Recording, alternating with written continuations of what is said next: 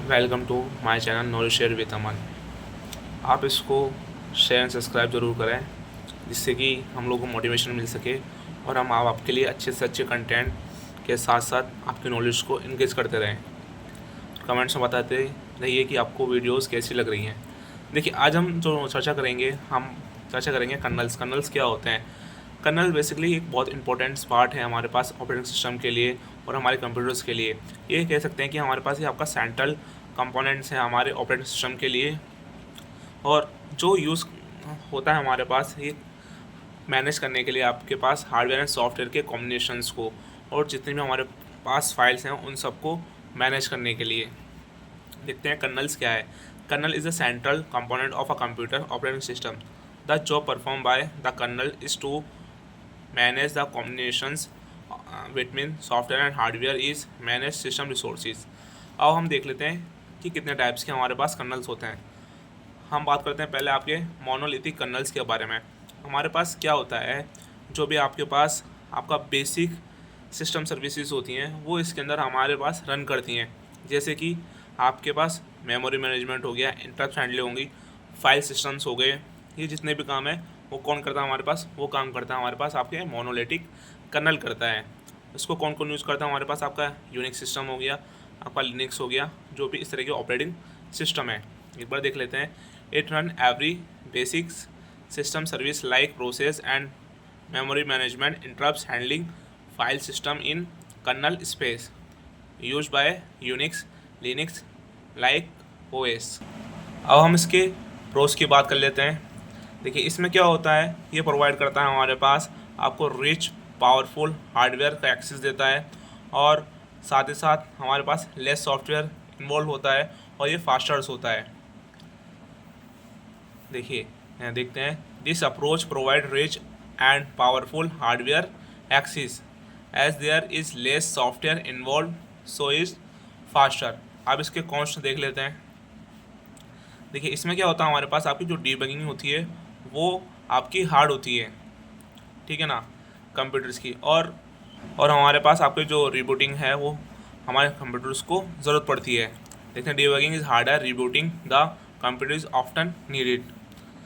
देखिए, जो हमारे पास मोनोलिथिक कर्नल्स हैं वो हमारे जो लिखे जाते हैं वो आपके एक नए आर्किटेक्चर्स में लिखना ज़रूरी है, और ये हमारे पास पोर्टेबल भी नहीं है। देख लेते हैं, लिखा है monolithic colonel's must be return for each new architecture not portable. अब हम बात करते हैं हमारे पास आपके माइक्रो कर्नल्स के बारे में। देखिए, अब हम बात करेंगे इस कर्नल्स के अंदर क्या होता है। देखिए, इसके अंदर क्या होता है, जो भी आपकी मोस्ट इंपॉर्टेंट सर्विसेज होती हैं वो इस कर्नल्स के अंदर की जाती हैं। बाकी की जो भी आपकी रेस्ट ऑफ सर्विस हैं ऑपरेटिंग सिस्टम की, वो कहाँ करी जाती हैं, वो inside the system application programme के अंदर की जाती हैं। मतलब जो जो यहाँ इस टाइम इसमें नेसेसरीज प्रॉब्लम्स हैं, जो भी काम्स हैं, उस सबको सिर्फ इस कर्नल्स के अंदर किया जाता है।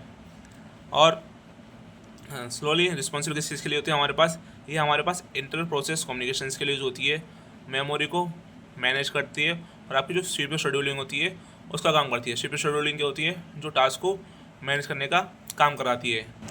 देखते हैं क्या है। In micro kernel architecture only the most important service are inside kernel and rest of the OS service are present inside system application programme.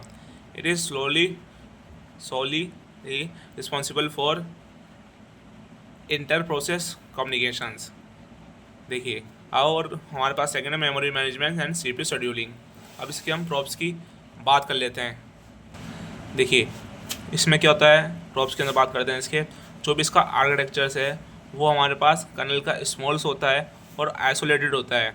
इसमें क्या होता है, आपके पास जो फंक्शन है वो बेटर काम कर पाता है, और ये हमारे पास आपका पोर्टेबल होता है, और ये एक्सपेंशन इज़ ईजियर होता है।